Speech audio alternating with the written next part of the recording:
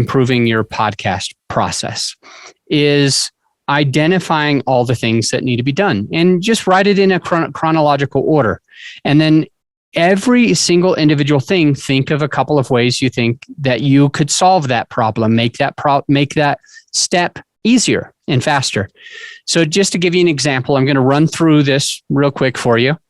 We're thinking with a podcast, there's a lot that needs to be done. There's launching a podcast. There's all the marketing that needs to go. There's recording episodes. There's getting those people on the episodes. There's coming up with content, figuring out content, managing content. There's recording the content, having a good sound quality. There's all these different things. So I want you to build a checklist after figuring out everything that happens chronologically. I would venture to say that one of the first things that you need for your podcast is if you're doing interview episodes, one of the first things that you need is to identify those people who you want on your show.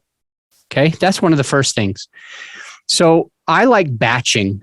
I like blocking time and then batching some of this stuff.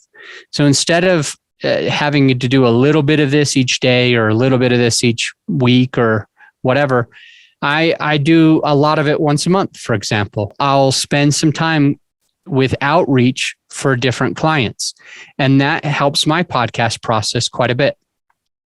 Some people have companies or even team members that are doing some of the outreach for them. I prefer not to do that. I like to be the one who brings those people on.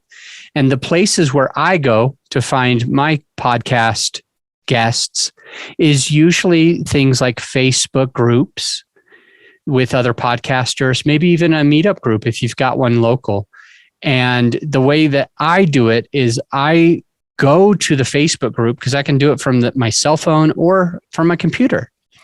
And I just start going through the different questions that people ask and answers.